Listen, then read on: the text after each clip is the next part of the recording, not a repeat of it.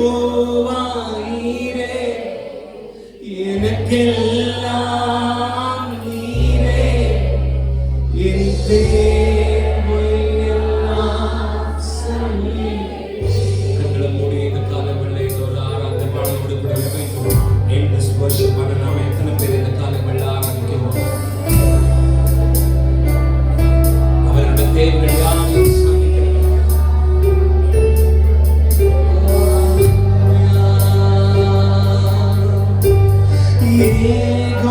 யெகோவாயீரே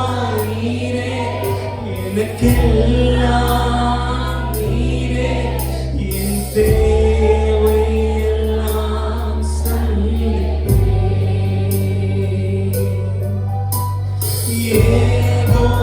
யெகோவாயீரே எனக்கெல்லாம் நீரே என்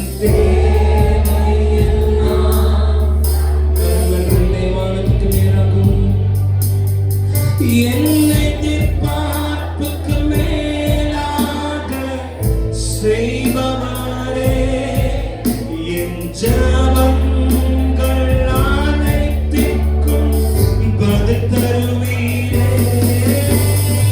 எதிர்பார்ப்புக்கு மேலாக செய்பவரே என் ஜெபங்கள் அனைத்திற்கும் பதில் தருவீரே. ஆராதனை ஆராதனை ஆராதனை உமக்கே. ஆராதனை கரங்களை அசைத்து ஆராதனை ஆராதனை யெகோவாயீரே சேர்ந்தவன் சத்தமா. யெகோவாயீரே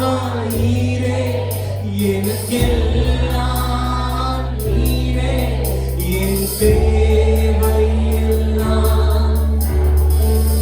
எல்லாரும் சேர்ந்து சத்தமா. என் தேவைகள் அனைத்தையும் சந்திப்பேன். என் குடும்பத்தினுடைய தேவைகள் அத்தனையும் சந்திப்பேன். என் பிள்ளைகளுடைய எதிர்காலத்தினுடைய தேவைகள் அத்தனையும் சந்திப்பேன். இந்த சபையினுடைய தேவைகள் அத்தனையும் சந்திப்பேன். இந்த ஊழியத்தினுடைய தேவைகள் அத்தனையும் சந்திப்பேன். ஓ ஹalleluya. நான் எழுதி பிரகாசிக்கிறதுக்கு தேவையான எல்லா மகத்துவங்களையும் எனக்கு தந்து என் தேவைகள் அத்தனையும் சந்திப்பேன். எத்தனை பேருக்கு இந்த காலங்களில் ஆராதிக்கும் போது அவருடைய யெகோவாயீரே யெகோவாயீரே கொண்டாட அவர் எல்லாவற்றையும் பார்த்துக் கொள்வார் என்று கொண்டாட ஆபிரகாம் அப்படி கொண்டாடுற ஒரு குணம் அவருக்கு இருந்ததுனால நான் நினைக்கிறேன் அதுதான் அவரை அவ்வளவு பிரகாசமா எழுதி பிரகாசிக்க வச்சது. அதுதான் அவரை அப்படி ஜாதிகளுடைய தகவல். ஏன்னா எல்லா நேரத்திலையும் ஒரு நம்பிக்கை. எல்லா 25 வாக்குத்தத்தம் பண்ணப்பட்டு 25 வருஷம் ஆகி அது நிறைவேறாம இருந்தாலே எனக்கு தெரியும் அவர் யெகோவாயீரே அவர் யெகோவாயீரே அவர் யெகோவாயீரே அவர் யெகோவாயீரே.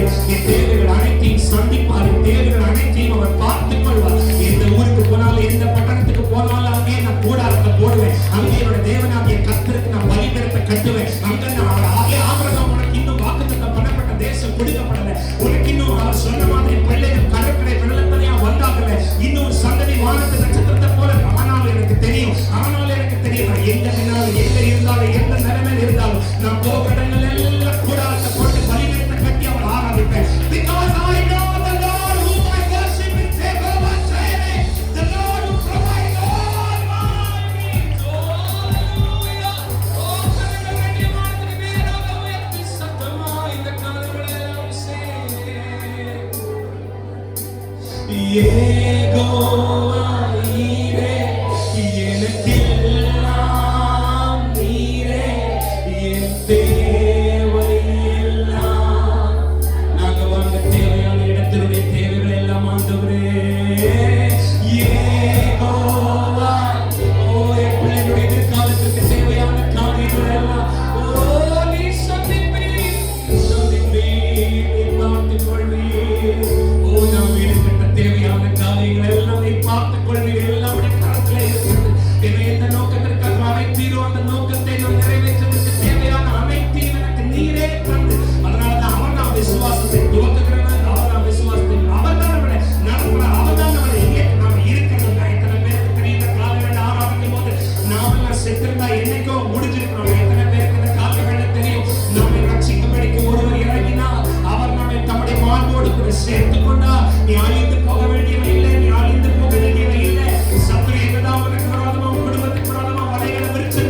உன்னை சேர்த்துக் கொள்ளும்படிக்கு உனக்காக பரலோகத்தினுடைய மேன்மைகள் எல்லாம் விட்டு இறங்கி வந்த உன்னுடைய தேவனாகிய கர்த்தர் நான் இருக்கிறேன் என்று சொல்லி அன்றைக்கு கரம் பிடித்த அந்த நாளில் இருந்து இந்த நாள் வரைக்கும் தேவனாகிய கர்த்தர் என்னை கைவிடல. இதுவரைக்கும் யாருக்கு முன்னாடி அவர் என்னை வெட்கப்படுத்தல. இதுவரைக்கும் யாருக்கு முன்னாடி என்னை கையை நிற்க வைக்கல. அந்த தேவன் என்றைக்குள்ள சதா சர்வ காலத்திலும் என்னுடைய தேவன். அவர் மரண பரியந்தம் என்னை நடத்துவார். ஓ எத்தனை பேர் இந்த காலவெளியில் உங்கள் கரங்களை தட்டி சத்தமா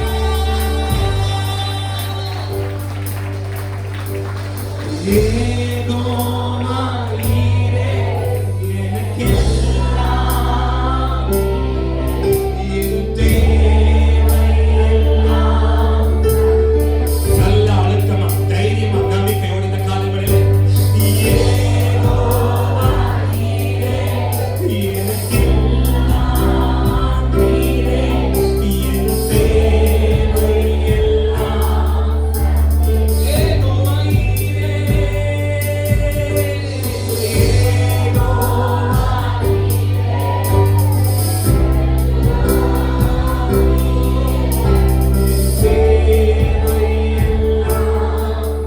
ஆராதனை ஆராதனை கடைசியா எல்லாம் சேர்ந்து ஆராதனை ஆராதனை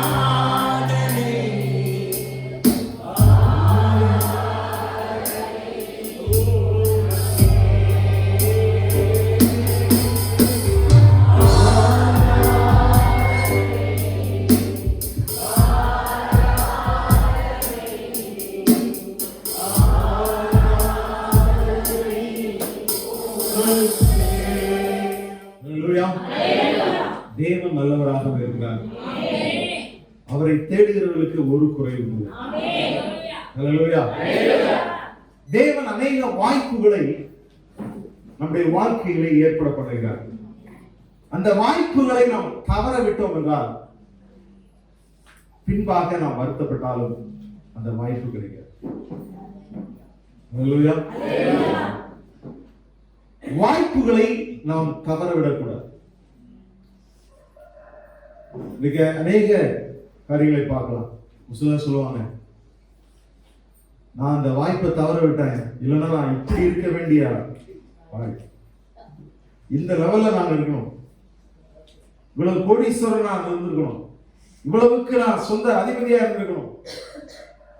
ஆனால் நான் அந்த வாய்ப்பை தவற விட்டதுனால இன்றைக்கு நான் ஒரு சாதாரண வாழ்க்கை வாழ்ந்து கொண்டிருக்கிறேன் என்று சிலர் சொல்லுவதை நம்ம கேட்கலாம். ஒரு உங்களில் கூட யாராவது அதை நீங்க சொல்லியிருக்கலாம். இன்றைக்கு வாய்ப்பை நாம் தவற விடக்கூடாது. என்ன சொல்லுங்க? வாய்ப்பை தவற விடக்கூடாது. இந்த 2021ஆம் ஆண்டுல ஆண்டவர் நமக்கு எழுப்புதல் ஆண்டாக கொடுத்திருக்கிறார். அல்லேலூயா. எழுப்புதல் என்பது நம்ம செயல்படுறதல்ல, தேவன் செயல்படுவது. அல்லேலூயா. தேவன் வானங்களை கிழித்து இறங்கி அவர் காரியங்களை செய்வது. அல்லேலூயா.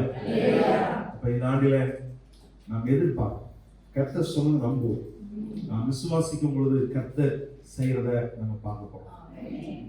அப்ப கர்த்தர் செய்வார். அது வரைக்கும் நான் எப்படிலாம் இருக்கலாம் அப்படி இல்லை, நாமும் கொஞ்சம் ஆயத்தமா இருக்கணும். கர்த்தர் நமக்கு இப்படிப்பட்ட வார்த்தையை கொடுத்திருக்கிறார். அப்ப நாம் அதுக்கு ஏற்ற ஆயத்தமாக வேண்டும் என்ற அந்த தாகத்தோடு கூட நாம் காணப்படுவோம். கர்த்தர் நிச்சயமாய் நம்மை கொண்டு மகிமையானதை செய்வார். ஒரு கண்களை மூடி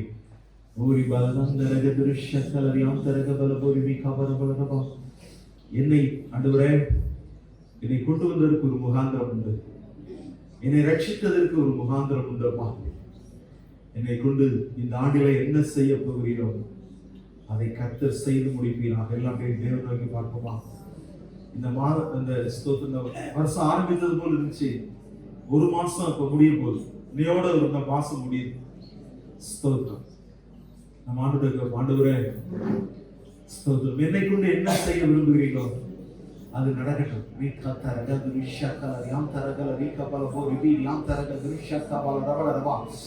ஓ ரியாந்தரக திருஷபா, நீங்க தேவனை நோக்கி பார்க்கும் பொழுதே தேவனுடைய பிரசன்னம் ரிபால ரக்கத்தரக திருஷபா உங்க உள்ளங்களை சிந்தைகளை நிரப்ப ஆரம்பிக்கிறது. ஓ ரியாந்தரக திருஷக்கா ரந்தரக ரபரபரபா. ஆண்டவரே, இந்த சபைக்குள்ளாய் நான் வந்து இந்த ஆராதனைக்கு வந்துவிட்டு நான் அந்தரங்கமாய் நான் திரும்பி செல்லக்கூடாது. ஓ ரியாந்தரக திருஷபா, உங்களிடத்திலிருந்து ஒரு நன்மையை பெற்றுக்கொண்டு அல்லது உங்களிடத்திலிருந்து ஒரு பலனை பெற்றுக்கொள்ள நான் கடந்து செல்ல வேண்டும். ஒரு வழக்கமான ஒரு ஆராதனையாக ஏதோ சபைக்கு வந்தா போனோம், ஒரு சிலர் பார்த்தோம் அப்படின்னு இல்லாம என் தேவனிடத்திலிருந்து ஒரு சந்திப்பு இன்றைக்கு நிகழ்க்கும். நீ சொன்னதை செய்கிற தேவன் ஆண்டவரே, நீ சொன்னதை செய்கிற தேவன் அப்பா. இந்த ஆண்டை எழுப்புதலின் ஆண்டு என்று சொல்லியிருக்கிறீங்களே, எழுப்புதலின் ஆண்டு என்று சொல்லியிருக்கிறீங்களே. ஓ யாம் தரகது சபா எழுப்புதலை ஆண்டவரே, ஓ சொன்னாது நீ பலத்தில் நீ தருகிற காரியம் ஆண்டவரே. ஓ யாம் தரகது சபா, நீரை உயிர்ப்பிப்பீராக, நீரை உயிர்ப்பிப்பீராக, நீரை உயிர்ப்பிப்பீராக. ஆண்டவரே, எங்களால எங்களை உயிர்ப்பிக்க முடியாது. உங்கள் வல்லமை, உங்கள் பலன் எங்களை உயிர்ப்பிக்கட்டும். ஓ ராமல யாசரக நிமிஷமலா, எத்தனையோ சந்தர்ப்பங்களை நாம மிஸ் பண்ணிருக்கோம் ஆண்டவரே. ஓ எத்தனையோ வாய்ப்புகளை நாம மிஸ் பண்ணிருக்கோம் ஆண்டவரே. அறியாமையினால நாம மிஸ் பண்ணிருக்கோம், நாம இழந்து போயிருக்கிறோம் ஆண்டவரே. எங்க சுய எண்ணங்கள்னால, எங்க சுய புத்திகள்னால நாம அநேக காரியங்களை இழந்து போயிருக்கிறோம் ஆண்டவரே. இனி நாங்கள் இழக்கக்கூடாது, இனி நாங்கள் வாய்ப்புகளை தவறவிடக்கூடாது. பாவியானவர், எங்களுக்கு நீ சொல்வதை நாங்கள் உடனடியாய் செய்வதற்கேற்ற பலன் எங்களுக்குள்ளாய் கடந்து வரட்டும்.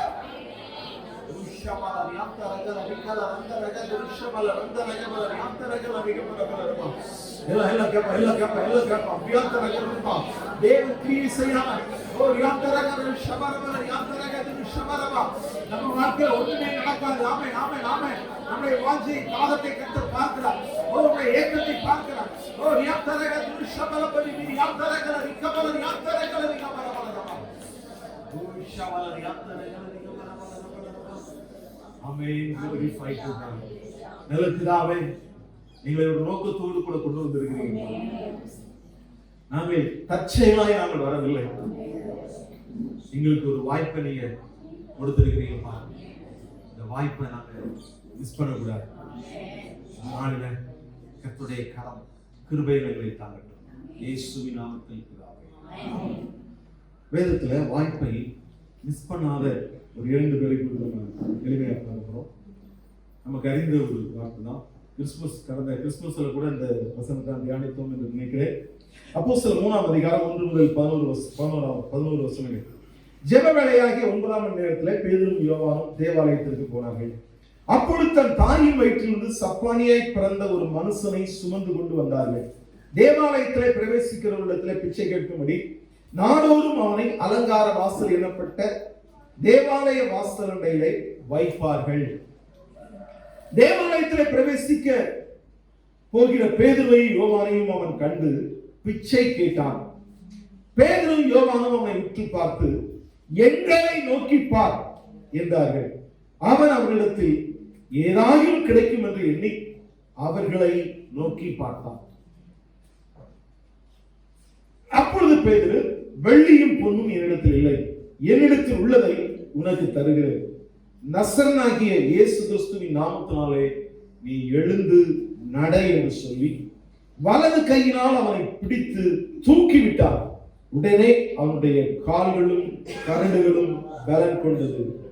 அவன் குதித்தெழுந்து நின்று நடந்தான். நடந்து குதித்து தேவனை துதித்துக் கொண்டு அவருடனே கூட தேவாலயத்திற்குள் பிரவேசித்தார். அவன் நடக்கிறதையும் தேவனை துதிக்கிறதையும் ஜனங்கள் எல்லாரும் கண்டு தேவாலயத்தின் அலங்கார வாசல் அண்டையிலே பிச்சை கேட்க உட்கார்ந்திருந்தவன் இருந்தான் என்று அறிந்து அவனுக்கு சம்பவித்ததை குறித்து மிகவும் ஆச்சரியப்பட்டு பிரமித்தார்கள். குணமாக்கப்பட்ட சப்பானி பேதுருவையும் யோவானையும் பற்றி கொண்டிருக்கையில் ஜனங்கள் எல்லாரும் பிரவேசித்து சாலமோன் மண்டபம் எண்ணப்பட்ட மண்டபத்திலே அவரிடத்திற்கு ஓடி வந்தார்கள். அல்லேலூயா, அல்லேலூயா. இந்த வசனங்கள் நம்ம அடிக்கடி வாசித்திருக்கிறோம், நாட்கள்ல அநேக முறை கேட்டிருக்கிறோம். இன்னைக்கும் இந்த எளிமையான காரியங்களை நம்ம பார்க்க போறோம். சந்தர்ப்பத்தை நழுவ விடாத 2 பேர். அல்லேலூயா. சந்தர்ப்பத்தை நழுவ விடாத. பாருங்க, இவர்கள் வழக்கமாய் 9ஆம் மணி வேலை என்று சொன்னால் மாலை 3 மணி. எத்தனை மணிங்க? மாலை 3 மணி. மாலை 3 மணி அளவு யோவானும் பேதுருவும் யோவானும் தேவாலயத்தில் போய் என்ன செய்யறாங்க? ஜெப வேளையாக 9ஆம் மணி நேரத்தில். அப்ப அவங்களுக்கு அது ஜெப வேளையாக இருந்திருக்கு. ஜெப வேளையாக பிக்ஸ் பண்ணிருக்கலாம். இன்னைக்கு நம்ம ஆராதனைக்கு ஒரு வேலையை பிக்ஸ் பண்ணிருக்கிறோம். இது ஆராதனை வேலை, ஜெப வேலை என்று சொல்லி நாம தான் பிக்ஸ் பண்ணிருக்கிறோமா?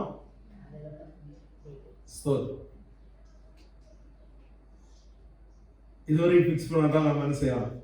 பிக்ஸ் பண்ணலாம். அப்ப நம்முடைய ஜெப வேலை இது. இந்த வேலையில இவங்க இங்கதான் இருப்பாங்க, இவங்ககிட்ட போன் பண்ணாலும் எடுக்க மாட்டாங்க அப்படின்னு ஒரு காரியத்தை வச்சா நல்லதுதான். நல்லா இருக்கும். தென்கொரியால பாலைச்சோலை குறித்து சொல்லும்போது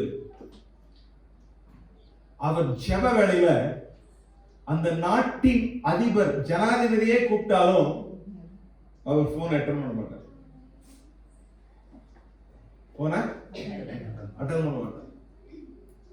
அந்த தேசத்தின் ஜனாதிபதியை கூப்பிட்டாலும்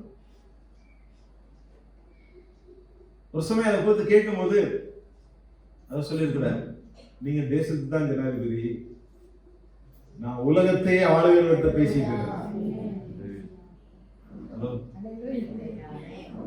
ஹலோ, இப்ப நம்ம யார ஆராதிக்கிறோங்க அந்த ஒரு தெளிவு நமக்கு இருக்கு.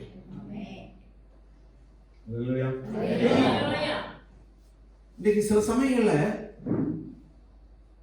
இந்த ஜெப வேலைதான் அநேகருக்கு பல காரியத்தை யோசிக்கிற வேலை. அங்க என்ன நடக்குது, இங்க நடக்குது, கணவனுக்கு ஸ்தோத்திரம் ஸ்தோத்திரம் ஸ்தோத்திரம். அங்க யார் வர்றது? போய் பாரு, அடுப்பு என்ன வச்சிருக்கிற? ஸ்தோத்திரம் ஸ்தோத்திரம் ஆண்டவரே, ஸ்தோத்திரம் ஸ்தோத்திரம் ஸ்தோத்திரம். ஒரு சிலர்லாம் ஜெபம் பண்ண ஆரம்பிக்கும் போதுதான் எல்லா விதமான காரியங்களும் கவனிங்க. நீங்க ஜெபம் பண்ணும்போது யாரிடத்துல பேசுகிறோம் என்பதை அறிந்து கொண்டாங்க. வானத்துக்கும் பூமிக்கும் சொந்தக்காரரை, சகலவற்றையும் ஆளுகை செய்கிறவரை, அவரோடு கூட நான் பேசுகிறேன். ஒரு அதிகாரியோடு பேசும் பொழுது தலையை சொல்லிட்டு மூக்கு நோண்டிட்டு இப்படிலாம் இருப்போமா? சொடக்கு போட்டுக்கிட்டு அப்படிலாம் இருப்போமா? ஹலோ, நம்ம ஜெபம் பண்ணும்போது நாம் என்ன செய்யணும்? உன்னதமானவரை, ஏக சக்காதிபதி, ஒருவரை முழுவதையும் ஆண்டலை செய்கிறவர், அவரை நோக்கி பார்க்கிறேன், அவரிடத்திலே நான் பேசிக் கொண்டிருக்கிறேன். யார் என்ன கூப்பிட்டாலும் சரி, பெல் எத்தனை முறை அடிச்சாலும் சரி, எத்தனை பேர் கோவப்பட்டுக்கிட்டாலும் பரவாயில்ல, ராஜாவே கோவப்படாலும் பரவாயில்ல, ராஜாதி ராஜாவிடத்துல பேசும்போது எந்த டிஸ்டர்பன்ஸ் இல்லாதபடி ஒரு நல்ல காரியம். நம்ம ஜெப நேரங்களை நான் என்ன சொன்னேன், நம்ம அவரோடு கூட பேசுகிற காரியம் இருக்கும்போது அதற்குரிய மரியாதையை அவருக்கு நம்ம அவர் கனத்துக்குரியவர், மரியாதைக்குரியவர், போற்றப்படத்தக்கவர், வாதி வானங்களும் கொள்ளாதவர், எப்பொழுதும் 24/7 எப்பொழுதும் அவரை பரிசுத்தர் பரிசுத்தர் இந்த தேவதூதர்கள் கோடாகோடி தேவர்கள் போற்றிக்கொண்டே இருக்கிறார்கள். அதன் மத்தியிலே அவர் வாசம் பண்ணுகிறார். ஆனாலும் அதன் மத்தியிலே வாசம் பண்ணி கொண்டிருக்கிறவர் நம்முடைய துதிகளில் பிரியப்படுகிறவராய், நம்முடைய சத்தத்துக்கு செவி கொடுக்கிறவராய் இருக்கிறார். நம்ம மேல கரிசனை உள்ளவராய், நாம் கூப்பிடுதலை நோக்கி பார்க்கிறவராய் இருக்கிறார். எனவே அவரை நம்ம எந்த அளவுக்கு கனப்படுத்தணும். இவர்கள் பாருங்க வழக்கமாய் அவர்கள் போய் கொண்டிருக்கிறார்கள். அங்கே இன்னொரு வழக்கம் நடந்துட்டு இருக்கு. ஒரு மனிதனை அவன் பிறந்தது முதல் நடக்க முடியாத சப்பானியா இருக்கிற ஒரு மனிதனை என்ன செய்கிறார்? தேவாலயத்தின் வாசலிலே, அலங்கார வாசல் என்ற இடத்துல அவனை ஒவ்வொரு நாளும் கொண்டு வந்து வைப்பார்கள். என்ன செய்வார்கள்? கொண்டு வந்து வைப்பார்கள். எதற்காக? பிச்சை எடுப்பதற்காக. எதற்காக? தேவாலயத்திலே எல்லாம் வருகிறவர்களிடத்துல அப்ப மற்ற இடத்துல இருந்தா அவ்வளவு கலெக்ஷன் உண்டாகாது. அப்ப தேவாலயத்துக்கு வரும் பொழுது கொஞ்சம் இறக்கம் உள்ளவங்களா, கடவுளை தேடக்கூடிய ஒரு எண்ணம், எப்படிப்பட்டவங்களா இருந்தாலும் கடவுளை தேடணுங்க எண்ணத்துல வரும் பொழுது, சரி கடவுள் அந்த இப்படி வாசலண்டையில் இருக்கிற இந்த பிச்சைக்காரனுக்கு ஏதாவது பண்ணுவோம் அப்படின்னு ஒவ்வொரு செய்வாங்க, நினைத்து அதை செய்வார்கள். எனவே இதுவும் வழக்கமாய் நடக்கிற காரியம். என்ன காரியம்? வழக்கமாய். இந்த மனிதன் விரும்புகிறானா விரும்பலையோ அவன் கொண்டு வந்து வைக்கப்படுகிறான். என்ன செய்யப்படுகிறான்? வைக்கப்படுகிறான். இன்றைக்கும் கூட பாருங்க, நம்ம நாட்டில் அநேக பிச்சைக்காரர்கள் இருக்கிறார்கள். சிறு பிள்ளைகள் பிச்சை எடுக்கிறார்கள், கை குழந்தை வச்சுட்டு பிச்சை எடுக்கிறாங்க. அப்ப இதுல ஒரு மோசமான ஒரு பின்னணி என்னன்னா, இந்த பிச்சை எடுக்கிற பணத்தை அவர்கள் உபயோகிக்க முடியாது. அதற்கு பின்னாடி ஒரு கும்பல் இருந்து என்ன செய்யப்படுகிறது. கடந்த ஒரு ஆர்டிகிள் நான் படித்தேன். மும்பையில பிச்சை எடுப்பதற்காகவே சிலர் ஊனமாக்கப்படுகிறார்கள். சிலருடைய அவயவங்கள் எடுக்கப்படுகிறது, சிலருடைய கண்கள் புடுங்கப்படுகிறது, சில உறுப்புகள் வளரக்கூடாது என்று சொல்லி சில நரம்புகளை ஆபரேஷன் பண்ணி சில உறுப்புகள் சூம்பி போக வேண்டும். அப்பதான் அவங்க கண்கள்ல இறக்கம் கிடைக்கும் அப்படின்னு சொல்லி செய்யப்பட்டு அங்கங்க என்ன செய்யப்படுறாங்க, இந்த இடத்துக்கு என்று சொல்லி நடத்தப்படுகிறார். எனவே மும்பையிலே ஒரு அமைப்பு நாட்களில் தொடங்கப்பட்டிருக்கிறது. சொல்லுகிற காரியங்கள், நாங்கள் பிச்சைக்காரர்களுக்கு எந்த பணமும் கொடுக்க மாட்டோம் அப்படின்னு எல்லாரும் சபதம் எடுங்க, தீர்மானம் எடுங்க. அவர்களுக்கு தேவையான ஒரு உணவுப் பொருளோ ஏதோ என்ன செய்யலாம், வாங்கி கொடுக்கலாம், ஆனா காசு கொடுக்க மாட்டோம். அப்படி காசு கொடுத்து பழகுனதுனாலதான் இப்படிப்பட்ட பல கும்பல்கள் எழுப்பிக் கொண்டிருக்கிறது.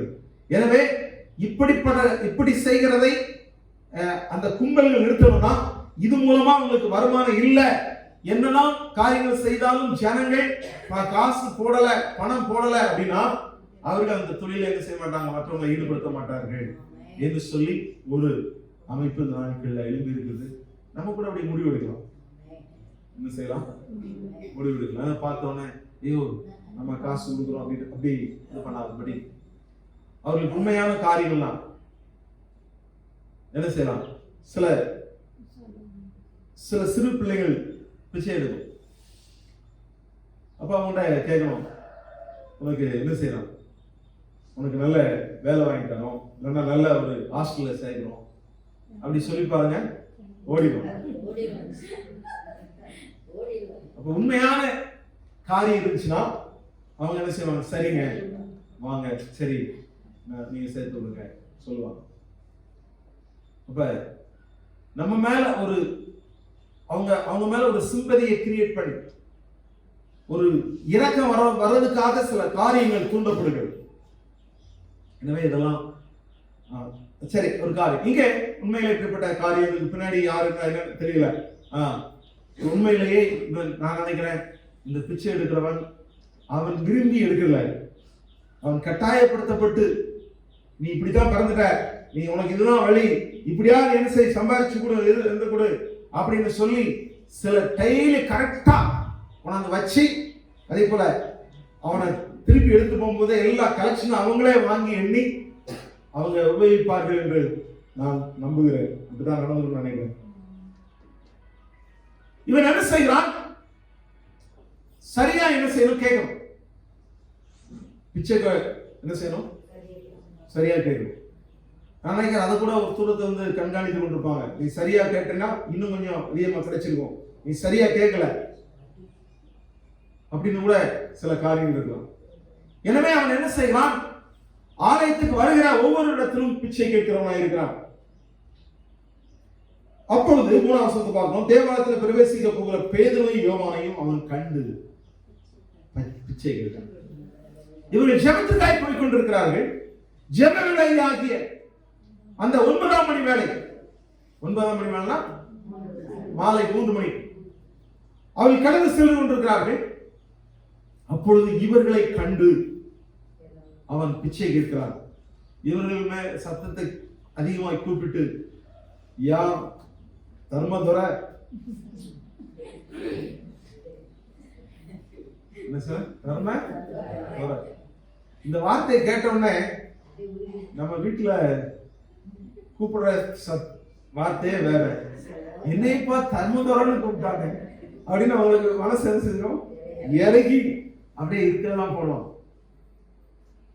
பாருங்க, தர்மதுர அப்படியெல்லாம் கூப்பிட்டோன்னே இவர்கள் செய்கிறார்கள், இருக்கிறார்கள். பேதுரு யோவானும் அவரை உற்று பார்க்கிறார்கள். என்ன செய்யறாங்க? உற்று பார்க்கிறாங்க. உற்று பார்த்த உடனே உற்று பார்த்து, என்னை நோக்கி பார் என்று இன்னொரு சொல்ல, என்னை நோக்கி பார் அப்படின்னு சொல்றாங்க. உடனே இப்ப கூப்பிட்டு இருந்தாம இப்படி பக்கத்துல வந்து இப்படி நோக்கி பாருன்னா, ஓ இன்னைக்கு ஏதோ பெருசா கொடுக்க போறாங்க, இன்னைக்கு நிறைய நமக்கு நிறைய காசு ஏதோ கிடைக்க போகுது, இப்ப இப்படி யாரும் அவனை நோக்கி பாருன்னு சொன்னல, அப்படி போட்டுட்டு போயிடுவாங்க. என்னை நோக்கி பார் அப்படின்னு சொன்னோன்னே அவன் அப்படியே என்ன செய்யறான், பார்க்கிறான். அப்பொழுது பேதுரு சொல்றார், வெள்ளியும் பொன்னும் என்னிடத்தில் இல்லை. என்ன இல்லையா? வெள்ளியும் பொன்னும் என்னிடத்தில் இல்லை. உடனே அவனுக்கு ஒரு மாதிரி, அப்ப வேற என்ன இருக்கு உங்ககிட்ட? என்னிடத்தில் உள்ளதை உனக்கு தருகிறேன். வெள்ளியும் பொண்ணு என்கிட்ட இல்ல, ஆனா என்னிடத்தில் உள்ளதை இருக்காங்க.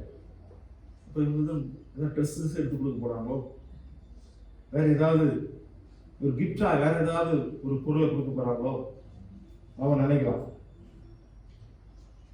அப்படி சொல்லுகிற சமயத்துல அவர் சொல்லுகிறார்கள், நசரனாகிய இயேசு கிறிஸ்துவின் நாமத்தினாலே எழுந்து நட என்று சொல்லி வலது கையை பிடித்து அவனை தூக்கி விட்டார்கள். அவன் கால்கள் பலன் கொண்டது, கரடுகள் பலன் கொண்டது.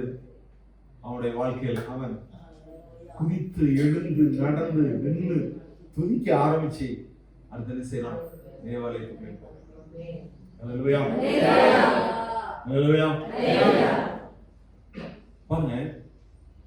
அன்றைக்கு பேதுருவும் யோவான் சொன்ன காரியம், வெள்ளியும் பொன்னும் எங்களிடத்தில் இல்லை, வெள்ளியும் பொன்னும் எங்களிடத்தில் இல்லை, ஆனா எங்களிடத்தில் இருக்கிறது இயேசுவின் நாமம் இருக்கிறது. அந்த நாமத்தினால எல்லாம் செய்ய முடியும். குருட்டு கண்கள் திறக்கப்பட முடியும், முடமுடைய கால்கள் நடக்கப்பட முடியும். இப்படி எல்லா அற்புதங்களும் இயேசுவின் நாமம். இன்னைக்கு அநேக சமயத்துல பணத்தினால நம்ம எல்லாம் சாதிக்கலாம் அப்படின்னு இன்றைக்கு உலகம் நினைக்க ஆரம்பிச்சிச்சு. இன்னைக்கு சபைகளை நினைக்க ஆரம்பிச்சிச்சு. இன்றைக்கும் எங்க கூட்டங்கள் அதிகமாகுதுன்னா மாய வித்தை காட்டுற மாதிரி தந்திரங்களை பண்ணி பெரிய பெரிய காரியங்களை அதாவது சில என்ன சொல்லலாம், சில தந்திரங்கள், சில விதமான காரியங்களை பண்ணி ஜனங்களை கவர்ந்திருக்கிறது. இன்னைக்கு வியாபாரத்துல எப்படி ஜனங்களை கவர்வதற்கு இலவசமான ஒரு பொருள் கொடுக்கிறது, இப்படி பல பல காரியங்களை செய்வது போல அப்படியே ஷோ பண்ணுவது. அந்த ஒரு பொருள் எப்படி இருக்குது பிரச்சனை இல்லை, அந்த பொருள் விற்கிற இடம் ரொம்ப ஷோவா மாத்திரம் அங்க ரேட்டா இருக்கு, தனி ரேட்டு. அந்த மாதிரி இன்றைக்கு சபைகள் ஜோடிக்கப்படுகிறது. இன்றைக்கு அநேக விதமான கவர்வதற்கேற்ற கவர்ச்சியான அநேக காரியங்கள் என்ன செய்யப்படுகிறது, சொல்லப்படுகிறது. அதே போல மேடையில பல வித்தைகள் காட்டப்படுகிறது. என்ன செய்யப்படுகிறது? வித்தைகள் காட்டப்பட்டு, எங்க சபைக்கு வாங்க, இங்கே வந்தால் உங்களுக்கு கொட்டும். இப்படிப்பட்ட காரியம் இன்னைக்கு அதற்கு கூட்டங்கள் அலைமொழி கொண்டிருக்கிறது. ஆனால் இன்னைக்கு இயேசுவின் நாமத்தை சொல்வதற்கு இன்னைக்கு சபைகள் எண்ணிக்கை குறைந்து கொண்டிருக்கிறது. ஊழியக்காரர்கள், விசுவாசிகள் இயேசுவின் நாமத்தை பற்றுவதற்கு ஆட்கள் குறைந்து கொண்டிருக்கிறார்கள். ஆனால் வெளிப்பிரகாரமான சில காரியங்களை பார்ப்பதற்கு நிறைய காரியங்கள். ஒரு பிஷப் சொன்னாராம், இன்னைக்கு எங்களுடைய வெள்ளியும் பொண்ணும் இருக்கிறது, ஆனால் இயேசுவின் நாமத்திலே நடை என்று சொல்லக்கூடிய பலன் எங்களுக்கு இல்லை. ஆனால் பேதுரு சொல்லுகிறார், வெள்ளியும் பொண்ணும் என்னிடத்தில் இல்லை, ஆனா இயேசு எங்களுக்கு உள்ள தருவோம். இயேசுவின் நாமத்திலே எழுந்து நட. இன்னைக்கு சபைக்கு என்ன தேவை என்றால் இந்த காரியம் தான். என்கிட்ட எவ்வளவு வெள்ளி இருக்கு, எவ்வளவு பொண்ணு இருக்குது அப்படின்னு சொல்லி கவலைப்படாங்க. அது இருந்தாலும் சரி, இல்லாட்டாலும் சரி, இயேசுவின் நாமம் இருக்கிறது. இந்த இயேசுவின் நாமத்தினாலே அற்புதம் நடக்கிறது. வியாதிகள் சுகமாகிறது, பிசாசுகள் ஓடுகிறது, பில்லி சூனிய கட்டுகள் மறைகிறது, சாபங்கள் ஓடுகிறது, எப்பேற்பட்ட வியாதிகளும் சுகமாகிறது இயேசுவின் நாமத்தினாலே. அப்படி இந்த தைரியமாய் சொல்லக்கூடிய இந்த ஆட்கள் தேவை. அதை ருசிக்கக்கூடிய ஆட்கள் தேவை. அல்லேலூயா, அல்லேலூயா. பாருங்க, இந்த பேதுரு கொஞ்ச நாளைக்கு முன்னாடி தான் பெந்தெக்கோஸ்து நாள் அன்று அவர் பிரசங்கம் பண்ணி 3000 பேர் ரட்சிக்கப்பட்டார். அவர் அந்த பிரசங்கத்துல எந்த தகிடத்தன்மையும் செய்யல, எந்த தந்திரங்களையும் செய்யல, எந்த மாயமான காரியங்களை அவர் சொல்லல, எந்த ஒரு பில்டப் அவர் பண்ணல. அவர் தேவன் தந்த வார்த்தைகளை தைரியமாய் சொல்ல ஆரம்பித்தார். இந்த இயேசுவை நீங்கள் கொலை செய்தீர்கள், அந்த இயேசுவை தேவன் உயிரோடு கூட எழுப்பியிருக்கிறார், அதற்கு நாங்கள் சாட்சிகள் என்று சொல்லி சொல்ல ஆரம்பித்த உடனே அந்த ஜனங்கள் எல்லாம் இருதயத்தில் குத்தப்பட்டு அவர்களை இயேசுவை ஏற்றுக்கொள்ள ஆரம்பித்தார்கள். அல்லேலூயா, அல்லேலூயா. இப்ப இன்றைக்கு நம்மிடத்தில் இருக்க என்ன திறமையோ, என்ன விதமான காரியமோ ஒன்றுமாகாது. இயேசுவின் நாமத்தை சொல்ல சொல்ல கர்த்தர் செய்யக்கூடிய காரியங்கள் இன்றைக்கு தேசங்கள் செய்ய வேண்டும். ஜனங்களுக்காக செய்ய வேண்டும். அல்லேலூயா. இன்னைக்கு சர்ச்சை டெக்கரேஷன் பண்றதுலயோ, ஜோடிக்கிறதுனாலயோ, பெருசாக்குறதுனாலயோ இன்னைக்கு தேவநாமம் மகிமைப்படுவானா? அது சந்தேகம். ஆனால் இயேசுவின் நாமத்தினாலே அற்புதங்கள் நடக்கிறது என்றால் தேவநாமம் மகிமைப்படாது. அல்லேலூயா, அல்லேலூயா. பாருங்க, இந்த 2 பேரும் இந்த சமயத்துல அவர்கள் என்ன செய்தார்கள்? அந்த ஆப்பர்ச்சுனிட்டியை, அந்த வாய்ப்பை பயன்படுத்தி கொண்டார்கள். இவரு ஜெபம் பண்ண போறவங்க, அவங்க நாங்க ஜெபம் பண்ண மட்டும் தான் போறோம், இந்த சமயத்துல நாங்க எங்கேயும் பார்க்க மாட்டோம் அப்படின்னு சொல்லல. ஆனால் ஜெபம் பண்ண போற சமயத்துல அந்த வாசல் வந்து பிச்சைக்காரன் இதுவரைக்கும் அவங்களை நோக்கி அப்படி கூப்பிட்டது இல்லை, ஆனா இன்னைக்கு அப்படி கூப்பிட்ட உடனே அவர்கள் நின்றார்கள். அவர்களுக்குள்ளாய் இருந்த ஆவியானவர் உணர்த்த ஆரம்பித்தார், நீ அவனை பாருங்க, நீ அவனை போ, அவனை பாரு. உடனே அவர்கள் என்னை நோக்கி பாரு என்று சொல்ல, என்னை நோக்கி பாருனா இன்னும் அவன் சொன்ன காரியம், எங்களுக்குள் இருக்கிற இயேசுவை நோக்கி பாரு. நாங்கள் எங்களுடையவர்கள் அல்ல, நாங்கள் இயேசுவினுடையவர்கள். எங்களுக்குள் இயேசு தங்கி இருக்கிறார், பரிசுத்த ஆவியானவர் தங்கி இருக்கிறார். பெந்தெக்கோஸ்தே நாளிலே பரிசுத்த ஆவியானவர் அக்கினிமயமாய் இறங்கினவர் எங்களுக்குள்ளே தங்கி இருக்கிறார். இன்றைக்கு என்னை நோக்கி பார் என்று சொல்லும் பொழுது எனக்குள் இருக்கிற ஆவியானவரை பார், தேவனை பார். அப்ப இயேசுவின் நாமத்தினாலே எனக்குள்ள இருக்கிற ஆவியானவர் இயேசுவை எப்பொழுதும் மகிமைப்படுத்தக்கூடியது. இயேசுவின் நாமத்தை அப்ப இப்படி நோக்கி பார்க்க சொல்லும் பொழுது ஆவியானவர் பேதுருவுக்காய் சொல்லுகிறார், யோவானுக்காய் சொல்லுகிறார், அவன் கரத்தை பிடித்து தூக்கி இயேசுவின் நாமத்தை பயன்படுத்தி சொன்ன மாத்திரத்துல அதை செய்த உடனே பாருங்க, இது ஒரு பெரிய திருப்புமுனை உண்டு பண்ணி. அல்லேலூயா.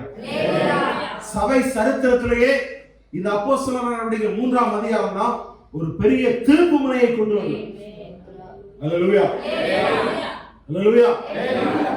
மேல் வீட்டறையில 2ஆம் அதிகாரத்துல பார்க்கிற மேல் வீட்டறையில அபிஷேகம் இறங்கி வந்த அன்னைக்கு 3000 பேர் என் ஆண்டவரை ஏற்றுக்கொண்டார்கள். சபை உருவானது. ஆனா திருப்பு முனை எங்க வந்துச்சுன்னா இங்க தேவாலயத்தில் வைத்திருந்தாங்க. அல்லேலூயா, அல்லேலூயா. இந்த இடத்துல இந்த மனிதன் எல்லாரும் பார்த்துட்டு போறவங்க, அவன் வாசல்ல அலங்கார ஆசனங்களில் உட்கார்ந்து ஒவ்வொரு இடத்திலும் பிச்சை கேட்கும் போது அவனுடைய முகத்தை அநேகர் பார்த்திருக்கிறாங்க. எல்லாரும் பார்த்துட்டு தான் போறாங்க. அவனை பார்த்துட்டு தான் எல்லாம் கடந்து போக முடியும். எல்லாரும் பார்த்தவங்க அவனை எப்படி பார்த்திருக்கிறார்கள்? ஐயோ, பிறந்திலிருந்து சப்பானியா இருக்கிறதே, கால் சூம்பி போய் இருக்கிறதே, இப்படி இப்படி அவன் இடுப்பு கீழே எப்படி இருக்குதே, அப்படியெல்லாம் அவனை பார்த்து பரிதாபப்பட்டிருக்கிறார்கள். ஆனால் இப்பொழுது அதே மனிதன் என்ன செய்கிறான்? குதித்து எழுந்து நின்று நடந்து குதித்து துதித்து தேவனை ஆராதிக்கிறான். தேவாலயத்துக்குள்ளும் போகிறான். அல்லேலூயா. அப்ப இங்க அவனுடைய வாழ்க்கை மாற்றப்படாது. இப்ப வெள்ளியும் பொண்ணும் இல்லை என்று சொல்லும்போது அங்கே பேதுரு யோவானும் அவனுடைய உள்ளான தேவை என்பதை பார்த்தார். அவனுக்கு காசு கொடுக்கிறதுனால அதை அவன் அனுபவிக்க போறதில்லை. காசு கொடுக்கிறது அவனை சேர்ந்தவர்கள், அவனை கொண்டு வந்து வைக்கிறவர்கள் தான் அனுபவிக்கிறார்கள். அதுல இவனுக்கு பெரிய நன்மைகள் என்ன செய்யல ஏற்படாது. இவனுக்கு உண்மையான காரியம் என்ன, உண்மையான தேவை என்ன, அதை பார்க்கும்படி தேவனுடைய கண்களை திறந்திருக்கிறார். நாம் ஒருவரை சந்திக்கும் பொழுது அவங்க தோற்றத்தின்படி எப்படி இருக்கிறாங்களோ, அவங்க என்ன நம்மிடத்துல கேட்கிறாங்களோ, இதை நாம் பார்க்காதபடி அவர்களுக்கு உண்மையான என்ன தேவை என்பதை பார்க்கும்படியான கண்கள் நமக்கு திறக்கப்படும்படி இன்னைக்கு நம்ம ஜெபிக்க ஆரம்பிப்போம். அல்லேலூயா. அப்படி ஜெபிக்க ஆரம்பிக்கும் பொழுது ஆவியானவரை தந்து விட்டார் என்றால் அந்த உண்மையான காரியம் என்னன்னு தெரியும். இயேசு கிறிஸ்து அவங்க தன்னை என்ன சொன்னாங்களோ அதை வச்சு அவங்க காரியங்களை செய்யல. நாளைக்கு ஒரு ஊழியக்காரர் சொன்னார், பெண்கள் தான் பேய இறங்கிறோம். சிலர் ஊழியக்காரங்க வந்து அழும் பொழுது நாங்களும் அப்படியே ஜெபம் பண்ணிடுறோம். ஆனா உண்மையான வெளிப்பாடு இல்லாமலே சில சமயம் ஜெபம் பண்ணிடுறோம் அப்படின்னு சொல்லு. அவங்க சொல்றது எது? கண்ணீரோடு கூட சொன்னா அதை உண்மை நினைச்சு நம்பி ஜெபம் பண்ணிடுறோம். இன்றைக்கு ஊழியக்காரர்களுக்கும் வெளிப்பாடு தேவை. ஆவியானவரை சார்ந்து கொள்ள வேண்டியது அவசியம். இன்னைக்கு தேவ பிள்ளைகளாகிய நாம் ஒவ்வொருவரும் தேவனை சார்ந்து கொள்ள வேண்டியது அவசியம். அல்லேலூயா, அல்லேலூயா. தோற்றத்தை பார்ப்பதை விட்டுவிட்டு நமக்கு முன்பதாக எப்படி பேசுகிறார்கள். ரொம்ப அன்பா பேசலாம், நம்ம மேல உயிரே வச்சிருக்கிற மாதிரி பேசலாம், நம்ம அப்படியே மெழுகா உரிகிறோம். ஆனா அதுக்கடுத்து வெளியே போய் நம்ம கொடுத்து என்ன பேசுறாங்கன்னு தெரிஞ்சா நம்ம அப்படியே ஆடிப்போம். அதனால இன்னைக்கு நமக்கு ஷாக்கே வரக்கூடாது. அப்ப அவங்க கண்ணீரோடு பேசினாலும், ரொம்ப அன்பா பாசமா பேசினாலும், உண்மையிலேயே அவங்களுக்குள்ள என்ன ஆவி செயல்படுகிறது, என்ன மனதோடு கூட இருக்கிறாங்க, அவங்களுக்கு உண்மையான தேவை என்ன, இதை அறிந்து கொள்வதற்கு ஆவியானவர் நமக்கு கிருபைகளை தருவார். அதை கேட்போம். ஆண்டவரே, நாங்க நம்பி நம்பி ஏமாந்துவோம், தோற்றத்தை நம்பி ஏமாந்துவோம்,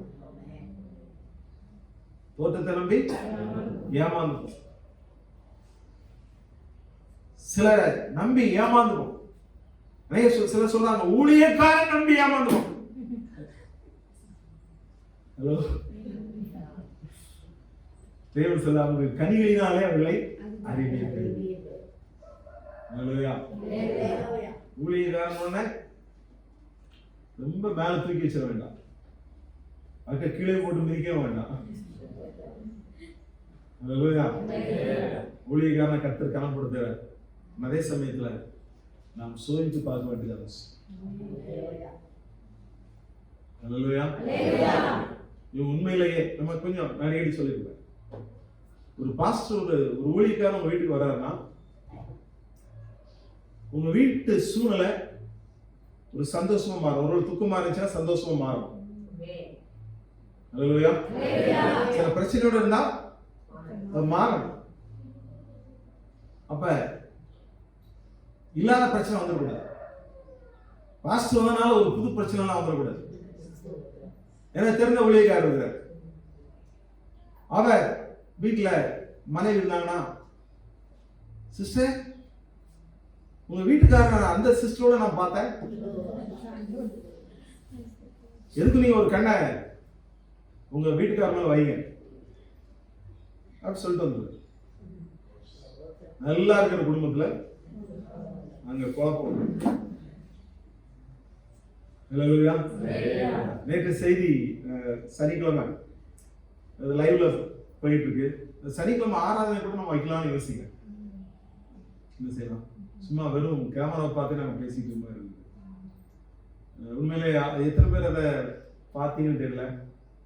இனி வரக்கூடிய நாட்களில் சனிக்கிழமை ஆராதனையை அந்த 6 to 7 இப்படி ஆராதனையை வைக்கலாம். முடிஞ்சவன செய்யுங்க. வர வாரத்தில் கலந்துக்கோங்க. அதுல ஒரு முக்கியமான காரியம் சொன்னார். கேட்டதை சொல்கிறவன் பிராண சிநேகிதரையும் பிரித்து விடுகிறான். கோல் சொல்றான். இப்ப இன்றைக்கு ஊழியக்காரங்க கூட அப்படிலாம் இருக்காங்க. இந்த ஊழியக்காரங்க குறித்து எப்படி பேசுறீங்களா அப்படின்னா, நான் தேவனை மகிமைப்படுத்த விரும்புகிறேன். இன்னைக்கு ஜனங்களுக்குள்ளாய் விழிப்புணர்வு உண்டாகும். இன்னைக்கு ஊழியக்காரங்களுக்கு கொடுக்கிற மதிப்பு அனைவரும் தேவனுக்கு கொடுக்க மாட்டேங்கிறாங்க. ஹலோ, மதிக்கப்பட வேண்டிய ஒரு தேவன். ஊழியக்காரர்கள் ஒரு கருவி. அதனால ஊழியக்காரர்கள் நம்பி எதை செய்யாத கர்த்தர் நம்பி காரியம் செய்ய கர்த்தர் நிச்சயமான காரியம் சொல்ல காரியம் சொல்ல முடிகிறேன். பாருங்க, இங்கே ஒரு மாற்றம் ஏற்பட்டது. இந்த மனிதன் இதுவரை பிச்சை எடுத்துக் கொண்டிருந்தவன், இதுவரை அவன் மற்றவரால் கொண்டு வந்து வைக்கப்பட்டவன், இவனால ஒன்றும் செய்ய முடியாது. ஆனா இப்ப அவன் குதித்து எழுந்து நின்று நடந்து குதித்து தேவனை துதித்து என்ன செய்யறான்? தேவாலயத்துக்குள்ள போறான். இந்த பேதுரு யோவானையும் அவன் பற்றி கொண்டிருக்கிறான். பின்னாடி உள்ள காரியங்கள் எல்லாம் பல பிரச்சனை வரும். இந்த அப்போஸ்தலர்களை நியாய சங்கத்துல கூட்டு விசாரிப்பாங்க. அப்பொழுதும் இந்த மனிதன் அங்க இருக்கிறான். ஆனா அவங்களால ஒன்னும் என்ன செய்ய முடியல, சொல்ல முடியல. பிறகு சப்பானியே நடக்கிறத பார்த்த பிற்பாடு அவங்களால என்ன செய்ய முடியல, ஒன்னும் செய்ய முடியல. அத நம்ம அடுத்த அதிகாரம் நம்ம செய்யலாம் பார்ப்போம். அதனால இங்க ஒரு பெரிய மாற்றம் உண்டாச்சு, ஒரு பெரிய பிரேக் த்ரூ உண்டாச்சு. இந்த மனிதன் ஒரு சாதாரணமா இருந்த மனிதன், அவன் கட்டப்பட்ட நிலைமையில் இருந்த மனிதன், ஆவிக்குரிய தேவையுடையவன், சரீர பிரகாரமான தேவையுடையவன், அவன் பாவத்திலே கட்டப்பட்டிருந்தவன், இப்பொழுது ரட்சிக்கப்பட்டு விட்டான், சுகம் பெற்று விட்டான், விடுதலை அடைந்து விட்டான். சரீர கட்டுகள் அகன்று விட்டது, ஆவிக்குரிய கட்டுகள் அகன்று விட்டது. இன்றைக்கு தேவனை துதிக்கிறவனாய் மாறினான். தேவாலயத்தின் வாசற்படியிலே இருந்தவன், அந்த அலங்கார வாசலுக்கு உள்ள என்ன இருக்குன்னே தெரியாது. ஆனா இன்றைக்கு அவர்களோடு தேவாலயத்திற்கும் உள்ளே போக ஆரம்பித்து விட்டான், தேவனை ஆராதிக்க ஆரம்பித்து விட்டான். அப்ப அப்படிப்பட்ட ஒரு மாற்றம் அவனுடைய வாழ்க்கையில வந்தது. இதை மற்றவர்கள் கண்டார்கள். இந்த ஜனங்கள் என்ன செய்தார்கள்? கண்டார்கள். சொல்லப்பட்டிருக்கிறது, தேவாலயத்தின் அலங்கார வாசலுடைய பிச்சை கேட்க உட்கார்ந்திருந்தவன் இவன் தான் என்று அறிந்து அவனுக்கு சம்பவித்ததை குறித்து மிகவும் ஆச்சரியப்பட்டு பிரமித்தார்கள். அப்ப அங்க வந்த ஜனங்கள் எல்லாம் அவனை பார்த்திருந்தார்கள். பார்க்கும் பொழுது, ஓ, பிச்சை கேட்டுக் கொண்டிருந்த இவன் எப்படி நடக்கிறான், இவனுக்கு என்ன நடந்துச்சு, என்ன ஏற்பட்டுச்சு, இதை பார்க்கும்படியாகவே அந்த சாலமோன் மண்டபத்திற்கு என்ன சொல்லப்பட்டிருக்கிறது, அவரிடத்திற்கு ஓடி வந்தார்கள். குணமாக்குற பற்றி கொண்டிருக்க ஜனங்கள் எல்லாரும் பிரமித்து சாலமோன் மண்டபத்திற்கு என்ன செய்தார்கள்? ஓடி வந்தார்கள். அல்லேலூயா. அந்த ஓடி வந்தவர்களிடத்திலே பேதுரு பேச ஆரம்பித்தார், இயேசுவை பற்றி சொல்ல ஆரம்பித்தார். அன்றைக்கு திரளான ஜனங்கள் 5000க்கும் அதிகமான ஜனங்கள் ஆண்டவரை ஏற்றுக்கொண்டார். பெரிய மாற்றம் உண்டாகும். இந்த பெரிய மாற்றத்திற்கு இவன் காரணமாயிருந்தான். இன்றைக்கும் ஆண்டவர் பேர்பட்ட காரியங்களை செய்ய விரும்புகிறார். இன்னைக்கு அவர் நம்மோடு கூட இருந்து காரியங்களை செய்ய விரும்புகிறார். பாருங்க, இந்த இடத்துல தேவனுடைய நாமம் மகிமைப்பட்டது. இந்த மனிதன் சுகமாக்கப்பட்ட பொழுது, இந்த மனிதன் ரட்சிக்கப்பட்ட பொழுது, இந்த மனிதன் நடக்க ஆரம்பித்த பொழுது தேவ நாமம் மகிமைப்பட ஆரம்பித்தது. தேவ சபையும் விருத்தி அடைய ஆரம்பித்தது. இந்த ஆண்டு எழுப்புதலின் ஆண்டு. நம்ம தகுதி திருத்தம் செஞ்சு ஏதோ ஆட்களை நயவஞ்சகமா கூப்பிடணும் அவசியம் இல்லை. இங்க வந்து அவங்களுக்கு என்ன செய்ய, அந்த அது கிடைச்சிடும் இது கிடைச்சிடும் அப்படின்னு சொல்லி பொய் வாக்குறுதிகளெல்லாம் நம்ம கொடுக்கணும் அவசியம் இல்லை. இந்த நாள்ல நம்ம இயல்பா இருந்தால் போதும், தேவனை பற்றி கொண்டால் போதும், கர்த்தர் நம்மை கொண்டு காரியங்களை செய்வார். எளிமையா இந்த காரியத்தை நான் சொல்ல விரும்புகிறேன். இங்கே பாருங்க, இயேசு கிறிஸ்து அந்த தேவாலயத்துக்கு எத்தனையோ முறை வந்திருக்கிறார். எத்தனையோ முறை வந்திருக்கிறார். ஆனால் அவரால் அங்க சுகமாக்கல. ஏன் நான் கொஞ்சம் ஆராய்ச்சி பார்த்தேன். நம்முடைய வேதாகமத்திலே இயேசு கிறிஸ்து செய்த அற்புதங்கள் 34 பதிவு செய்யப்பட்டிருக்கு. 34 அற்புதங்கள் வேதாகமத்திலே பதிவு செய்யப்பட்டிருக்கு. ஆனா திரளான அற்புதங்களை கர்த்தர் செய்திருக்கிறார். யோவான்ல சொல்லப்பட்டிருக்கு, அவர் செய்த அற்புதங்கள்லாம் எழுதுனா புத்தகம் கொள்ளாது. அவ்வளவு அற்புதங்களை இயேசு செய்திருக்கிறார். ஆனா 34 பதிவு செய்யப்பட்டிருக்கு. இந்த பதிவு செய்யப்பட்டதுல ஒன்று கூட தேவாலயத்திலே அவர் அற்புதம் செய்ததை எழுதவே இல்லை. தேவாலயத்தில் வந்து உபதேசித்திருக்கிறார். சாட்டை எடுத்து வந்து என்ன செய்திருக்கார், அடிச்சிருக்கிறார். அடுத்து என்ன செய்திருக்கார், காசுக்காரர் பலகையை தள்ளி விட்டுருக்கார். புறா விற்கிறவங்க எல்லாம் என்ன செய்திருக்கிறார், ஆடு மாடு விற்கிறவங்க எல்லாம் பிடிச்சு அகற்றி இருக்கிறார்.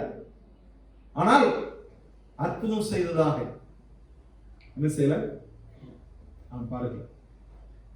ஒரு மனிதன் ஒரு அற்புதம் செய்யணும் கூட வெளியே கூட்டிட்டு போய் தான் அற்புதம் செய்தார் என்று நாம் பார்க்கலாம். ஜெபாலயத்துல ஒரு 3 முறை சிலரை சுகமாகி இருக்கிறார். அவர் பிரசவம் பண்ணிடும் பொழுது அசுத்தாவி பிடித்த மனிதன் கடிந்து கொண்டு அந்த ஆவியை வெளியேற்றினார். அடுத்து சூம்பின கை உடையவன், அவனை சுகமாக்கினார். 18 வருடமாய் கூனியாய் இருந்த அந்த பெண்ணை ஜெபாலயத்திலே சுகமாக்கி இருக்கிறார். மற்றபடி அது ஜெபாலயம் வர தேவாலயம் வர, தேவாலயம் என்பது ஒண்ணுதான். ஜெபாலயம் என்பது அங்கங்க என்ன, ஒரு 20 குடும்பம் இருந்தா அங்க ஒரு ஜெபாலயம் யூதர்கள் கட்டியிருப்பாங்க. அது ஜெபாலயம் வர தேவாலயம். தேவாலயத்துல பலிகள் செலுத்தப்படும், ஜெபாலயங்கள்ல போதனைகள் வரும். அப்ப இயேசு ஜெபாலயத்துல 3 அற்புதங்களை செய்ததை இங்கே பார்க்கிறோம். ஆனா தேவாலயத்திலே அவர் எந்த விதமான அற்புதத்தையும் அவர் செய்ததை பார்க்கல. ஆனால் இங்கே இவர்களை கொண்டு கர்த்தர் செய்திருக்கிறார். என்னை விசுவாசிக்கிற நான் செய்கிற கிரிகளை தான் செய்வார்கள், அவைகளை பார்க்கலும் பெரிதான கிரிகளை செய்வார்கள் சொன்னபடியாக இயேசு தேவாலயத்தில் ஒரு அற்புதம் செய்யல. ஆனால் இங்கே தேவாலயத்தின் வாசல்ல இங்க மிகப்பெரிய அற்புதம் நடந்து, அதன் நிமித்தம் பெரிய குருசேட் மீட்டிங்கே தேவாலயத்துக்குள் நடந்து, அது மூலம் அநேக இயேசுவை ஏற்றுக்கொள்ள ஆரம்பித்தார்கள். அல்லேலூயா, அல்லேலூயா. இதுல நம்ம அறிந்து கொள்ள வேண்டிய காரியம் தான், இன்னைக்கு சபைக்குள்ள அற்புதம் நடக்கிறத காட்டிலும் வெளியே தான் இயேசு கிறிஸ்து அற்புதத்தை செய்ய. எங்க சந்தை வெளிகள்ல, கடற்கரையில் என்ன செய்திருக்கிறார், சந்தை வெளிகள், இப்படிப்பட்ட இடங்கள் எல்லாம் ஆண்டவர் அங்க அற்புதம் செய்தார். ஒரு இடத்துல பார்க்கிறோம், சந்தை வெளியில அவர் போகும் பொழுது அவர் வருகிறார் என்று கேள்விப்பட்டு வியாதியஸ்தர்கள் எல்லாரும் என்ன செய்வாங்க, வரிசையா கொண்டு வந்து வைப்பாங்க. அவருடைய வஸ்திரத்தின் ஓரத்திலேயா தொட வேண்டும் என்று வேண்டிக் கொள்வார்கள். அப்படி தொட்ட எல்லாரும் சுகமானார். அடுத்து நம்ம பார்க்கலாம். அப்ப சந்தை வெளியெல்லாம், மார்க்கெட் பிளேஸ் எல்லாம் ஆண்டவர் அற்புதம் செய்திருக்கிறார். ஆனா தேவாலயத்தில் வந்து அவர் அற்புதம் செய்யலாம். இன்றைக்கு தேவன் என்ன சொல்ல விரும்புகிறார்? இன்றைக்கு நம்முடைய யோசனையின்படி நம்ம ஊழியத்தை செய்ய வேண்டாம். கர்த்தர் நமக்கு காண்பித்த மாதிரிபடி செய்வோம். இந்த ஆண்டு எழுப்புதலின் ஆண்டா இருக்கிறது. தேவன் அநேகரை சந்திக்க விரும்புகிறார். ஒரு வாய்ப்புகளை அநேகருக்கு கர்த்தர் கொடுக்க விரும்புகிறார். நம்மை கொண்டு அநேகருக்கு தேவன் அதிசயங்களை செய்ய விரும்புகிறார். அல்லேலூயா. அன்றைக்கு பாருங்க, அந்த மனிதன் அப்படி கூப்பிடாவிட்டால், அன்றைக்கு பேதுரு யோவானும் அப்படி நின்று ஆவியானவருடைய சத்தத்தை கேட்காமல் இருந்தார் என்றால் சபை சரித்திரம் இப்படி இருந்திருக்காரு. ஒரு மாற்றம் ஏற்பட்டிருக்காரு. ஒரு மிகப்பெரிய ஒரு அசைவு உண்டாயிருக்காரு. நான் ஜெபம் பண்ண வேண்டிய நான் ஜெபம் தான் பண்ண போவேன், வேற எதையும் யோசிக்க மாட்டேன்னு சொல்லி அந்த மற்ற ஆசாரியர்களை போல தேவாலயத்தில் போய் ஆசாரிய ஊழியம் செய்கிறவர்கள் யாரும் வெளியில எது கிடந்தாலும் அதெல்லாம் நான் பார்க்க மாட்டேன், எனக்கு அதுதான் முக்கியம் அப்படின்னு போகிறவர்களை கொண்டு கர்த்தர் ஒன்றும் செய்ய முடியாது. ஜெபம் பண்ண போனாலும் அதே சமயத்துல கர்த்தர் நமக்கு என்ன சொல்லுகிறாரோ அதை செய்கிறவர்களாய் இருப்பதைத்தான் தேவன் விரும்புகிறார். அல்லேலூயா. நீங்க ஜெப வேளையில உட்காரும் பொழுது ஆவியான ஒரு காரியத்தை செய்ய வேண்டும் என்று உணர்த்தினார்கள், உடனே ஜெபத்தை முடிச்சு உடனே செய்ய ஆரம்பிங்க. இல்லாண்டவரே நான் ஜெபமெல்லாம் முடிச்சுட்டு அதுக்கடுத்து நான் பண்ணிக்கிறேன். இல்ல இல்ல இல்ல, இன்னைக்கு நாம் ஒரு பரிசேயர்களை போல சதுசேயர்களை போல பார்வைக்காக ஜெபம் பண்ணக்கூடியவர்களாய் நாம் இருக்கக்கூடாது. இப்ப ஆவியானவர் சபையில இருந்து கொண்டிருக்கும் பொழுது நீ இவர்களுக்காய் ஜெபம் பண்ணு, இவர்களுக்கு நீ போன் பண்ணு அப்படின்னு ஒரு உணர்த்தினா தைரியமா பண்ணணும். ஆவியானவர் சொல்லி செய்யும். ஆவியானவர் பயன்படுத்தி நம்ம செயல்படுவோம். பிசாசு பயன்படுத்தி நம்ம செயல்படுவோம். நம்முடைய மாம்சீகம் செயல்பட்டு நாம் செயல்படுவோம். ஆவியானுடைய குரலை அறிந்து நாம் செயல்படுவோம். எனவே நாம் இந்த நாட்கள்ல நாம் ஜெபம் என்பது ஒரு கடமையாய் மாறி வருகிறது. இன்னைக்கு நாம் செயல்படுவதாக இன்னைக்கு கர்த்தர் விரும்புகிறபடி ஊழியம். இன்னைக்கு சபைக்குள்ள காட்டிலும் சபைக்கு வெளியே தான் தேவன் அற்புதங்களை செய்ய ஆசையாக. பாருங்க, சில சமயங்கள்ல சபையில கால்வலிக்காக 6 மாசம் தொடர்ந்து ஒவ்வொரு வாரம் பாஸ்டர் எனக்கு கால்வலி தலைவலி எனக்காக ஜெபம் பண்ணு ஒவ்வொரு வாரமும் சொல்லுவாங்க. சில சமயங்கள்ல எனக்கு ஆச்சரியமா இருக்கும். ஆனா வெளியே சில மீட்டிங் போகும்போது அடுத்த செகண்ட்ல அது சோமாச்சு இது சோமாச்சு அப்படின்னு நிறைய சாட்சிகள் கிடைக்கும். இன்றைக்கு ஆண்டவர் சொல்லியிருக்கிற காரியம், நம்முடைய ஊழியம் இது 4 சுவருக்குள் இல்ல, 4 சுவருக்கு வெளியே கட்ட வேண்டும். சொல்லுங்க, ஊழியம் 4 சுவருக்கு உள்ள இல்ல, 4 சுவருக்கு. இந்த சபை கட்டிடத்துக்குள்ள நான் ஊழியம் செய்வேங்கிற காட்டுவோம், இதற்கு வெளியே நான் செயல்படுவேன். அதன் மூலமா காரியங்களை கர்த்தர் செய்வதை பார்க்க போறோம். அதன் மூலமா ஜனங்கள் சந்திக்கப்பட்டு சபையில கர்த்தரை ஆராதிப்பதற்கு கூடி வருகிற ஜனங்கள்.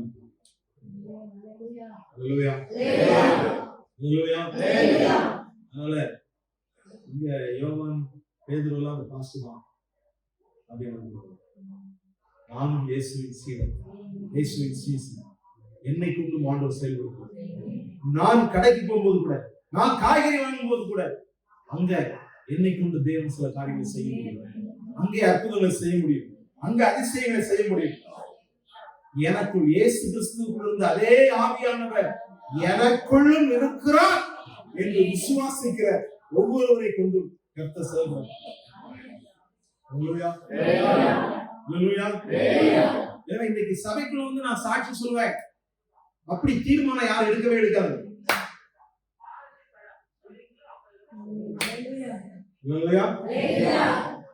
நான் சபையில வந்து நான் ஊழியம் செய்வேன். இதை காட்டியும் ஆண்டவர் நமக்கு வைத்திருக்கிற காரியம். இப்ப இந்த ஆண்டிலே நான் நேற்று தினத்தில் ஆண்டவர் சொன்னது அறியுமா, ஆண்டவரே 1 மாசம் முடிஞ்சு போச்சு, எழுப்புதல் ஆண்டு சொல்லிருக்கீங்க, ஒரு பெரிய அசைவை நான் பார்க்கலையா ஆண்டவரே, என்ன செய்யணும் அப்படின்னு சொல்லும் பொழுதுதான் கடந்த நாட்களை கிருபை குறித்து மட்டும் நான் பேசிட்டு இருக்கேன். நான் எவ்வளவு நாளும் அதான் பேசுவேன்னு சொல்லிட்டு நான் இன்னைக்கு ஆண்டு தெளிவா சொன்னேன்.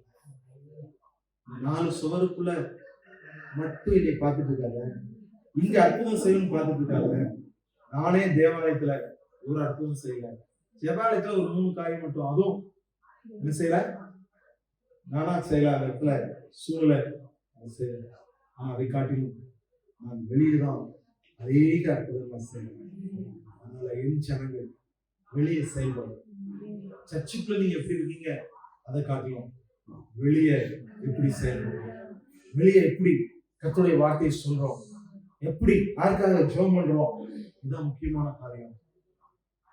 ஆனா வெளியே போய் ரொம்ப கண்ணை மூடி முக்கால போட்டுட்டு இல்லைன்னா அப்படியே என்ன செய்யலாம், ஜெபம் அவசியம் இல்லை. இயேசுவின் நாமத்தினால இப்பொழுதே நீ சுகமாக முடியும், இயேசுவின் நாமத்தில் சுகமாக சொன்னா போதும், அங்க அற்புதங்கள். இதை செய்வதற்கு தான் இன்றைக்கு வாழ்க்கை.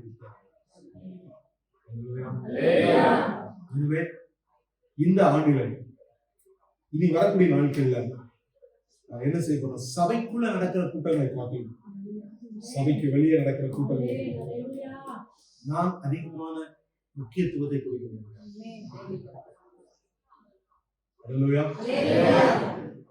தேவனை அறிந்தவர்களுக்காக மட்டுமே ஒரு கூட்டத்தை நடத்திக்கிட்டே இருக்கிறதுக்கு காட்டிலும் தேவனை அறியாத ஜனங்கள் ஒருதடையாவது அவருடைய வார்த்தையை கேட்கிறது வாய்ப்புகள் உருவாக்கி நாம் கொடுக்கப்படுகிறோம். நீங்க நல்ல தீர்மானம். இப்ப உங்களால என்னென்ன செய்ய முடியுமோ நீங்க செய்ய ஆரம்பிங்க. இல்ல அட்லீஸ்ட் நீங்க ஒரு பிளான் பண்ணுங்க. உங்க வீட்டுல ஒரு 10 பேர் 20 பேரை ஆண்டவர் அறியாதவங்களை உங்க உறவினர்களை கூட்டி வச்சுட்டு பாஸ்டர் வாங்கன்னு சொன்னா நான் வருவதற்கு ரெடியா இருக்கேன்.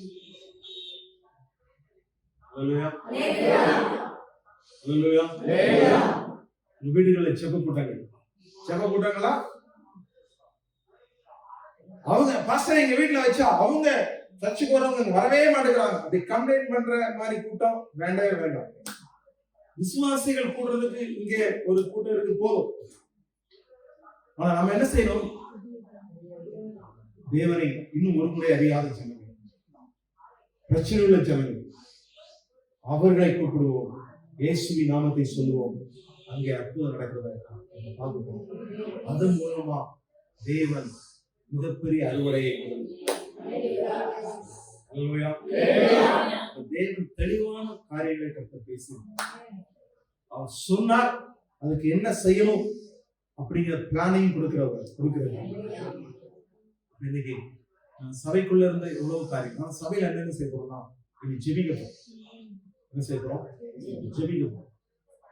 நாளையிலிருந்து ஒவ்வொரு நாளும் 10 to 12 இந்த ஜெபத்திற்கு குடும்பமாவே நான் இருக்கும்போது நான் இதில் கலந்து கொள்வேன். நம்ம அநேக காரியத்துக்காக ஜெபிக்க போறோம். நம்ம கள்ளத்தோட்டம் வாங்குறதுக்காக ஜெபிக்கணும், நம்ம தேசத்துக்காக ஜெபிக்கணும். எலெக்ஷன் வரப்போகுது, நம்ம தமிழ்நாட்டுக்கு எலெக்ஷன் வரப்போகுது, எலெக்ஷனுக்காக நம்ம ஜெபிக்கணும். தேவன் செயலாக்கணும். இங்கே மந்திரவாதங்கள் செயலாக்கக்கூடாது. எந்த விதமான சத்துரு பிளான்லாம் செயலாக்கக்கூடாது. தேவ திட்டம் நிறைவேறணும். தேவன் தமக்கு சுத்தமானவர்களை ஏற்படுத்தும். அதுக்காக என்ன செய்யணும்? ஜெபிக்கணும். அடுத்ததாக உங்களை சுற்றி இருக்கிறவங்க வாழ்க்கையில என்னென்ன பிரச்சனையோ அதையெல்லாம் நீங்க சொல்வீங்கன்னா அவங்களுக்காகவும் ஜெபிப்பதற்கு, நம்ம விசுவாச குடும்பங்களுக்காகவும் ஜெபிப்பதற்காக இந்த நாட்களை நம்ம என்ன செய்கிறோம், நம்ம ஏதாவது லென்த் டேஸ் ஆரம்பிச்சு போட்டோம் ஜெபிக்கணும் அப்படிங்களா? என்ன சொல்லுவோம், நாளைக்கு 1ஆம் தேதி ஆரம்பிக்கிறது, அதுல ஜெபிக்கணும். இன்னைக்கு நம்ம ஒரு தீர்மானம் எடுப்போம். ஆண்டவர் ஒரு பெரிய ஒரு மாற்றத்தை கொடுக்கிறது. இந்த அப்போஸ்தலர் 3ஆம் அதிகாரத்தை நான் அடிக்கடி பேசுற மாதிரி இருக்குதுன்னு யோசிச்சேன். நான் மறுபடியும் ஆண்டவருக்கு அவைய தெளிவா சொல்றேன், இல்ல இந்த காரியத்தை நீ பேசு, இதுதான் நான் செய்ய இருக்கிறேன். ஒரு பெரிய ஒரு மாற்றத்தை நான் இந்த நாட்கள் கொடுக்க போறேன். அன்றைக்கு எப்படி இந்த ஒரு சப்பானி சுகமாற்றப்பட்ட உடனே ஒரு பெரிய மாற்றம் எப்படி வந்துச்சோ, சபைக்குள்ள ஒரு பெரிய மாற்றம் எப்படி வந்துச்சோ, அந்த ஆதி சபையில எப்படிப்பட்ட காரியம் வந்துச்சோ, அதை போன்ற காரியங்களை இன்றைக்கு உங்கள் மத்தியிலே நான் கற்பிக்க போறேன்.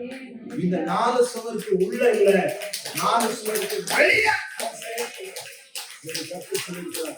எழுந்திருப்போம். எல்லாம் தேவன் நோக்கி பார்க்கிறோம்.